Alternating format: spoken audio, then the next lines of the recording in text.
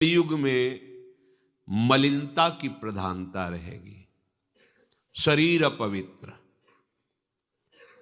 शरीर को सजाने में प्रियता है, लेकिन पवित्रता क्या है ये ज्ञान नहीं है। शौचाचार की पवित्रता का बिल्कुल ज्ञान नहीं, बस सजाने की प्रियता है। बाहर से चिकना दिखना चाहिए, लेकिन वो पवित्र है कि नहीं उसको ज्ञान नहीं है। बिल्कुल पता ही नहीं शौचाचार का, पशुवत आचरण है। देखने को मिलते हैं खड़े खड़े लघु शंका कर रहे हैं, मुंह में बीड़ी, ऐसे वही जनेन्द्री को छुआ ऐसे कर, ना हाथ धोना, ना आचमन करना, न पैर धोना, बिल्कुल पशुता का आचरण है। भला पवित्र शरीर है तो मन तुम्हारा पवित्र कैसे हो सकता है?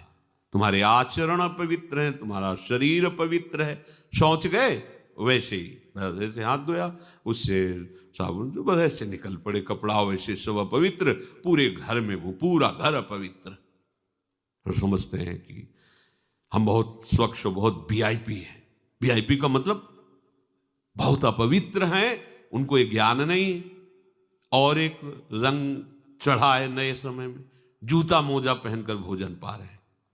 देखो कैसी, अरे साधारण आदमी जिसको कोई शास्त्र से मतलब नहीं, किसान आदमी जो बैठ हाथ पैर धो करके पीढ़ा पे बैठ करके भोजन पाने जाए, इतनी पवित्रता तो हमने गांव में देखी है। बिल्कुल शास्त्र नहीं जानते, कुछ नहीं, पर भोजन पाना है तो हाथ पैर धोए और लकड़ी के पीढ़ा में बैठ के और जय भगवान हाथ जोड़ करके जमीन पर बैठ के भोजन पाए। आज चाहे वो चमड़े का जूता हो, चाहे ध्यान रखना, चमड़े की बेल्ट पहनने वाला और चमड़े के जूता पहनने वाले को गौ हत्या का पाप लगता है। अगर वो इन पशुओं से जो चमड़े निकाल कर निर्माण किया जाता है, जूता बेल्ट आदि, ये जो गृहस्थी जन इनका प्रयोग करते हैं, तो उसे गौ हत्या का दंड मिलता है।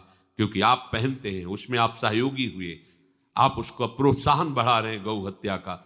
ये अब वही सब पहने, वही शौच में कपड़े पहने हैं, वही भोजन में कपड़े पहने हैं, साधना होगी, पवित्रता ही नहीं जानते हैं। लघु शंका करने के बाद यदि आपने जनेन्द्री का प्रक्षालन नहीं किया, हाथ नहीं धोया, चरण नहीं धोए, आचमन नहीं किया, तो आप तो अपवित्र हैं। अरे लघु शंका की क्या है, शौच होने के बाद नहीं से विचार बिल्कुल शून्य हो गया है, बस शरीर आराम, पशु की तरह शरीर आराम। क्या शरीर आराम रहेगा? जब तुम्हारा शरीर अपवित्र है तो आचरण अपवित्र होंगे, तो पाप बनेगा, पाप से तुम्हें शरीर को दुख भोगना पड़ेगा। बिल्कुल समझ खत्म होती चली जा रही। कल केवल मल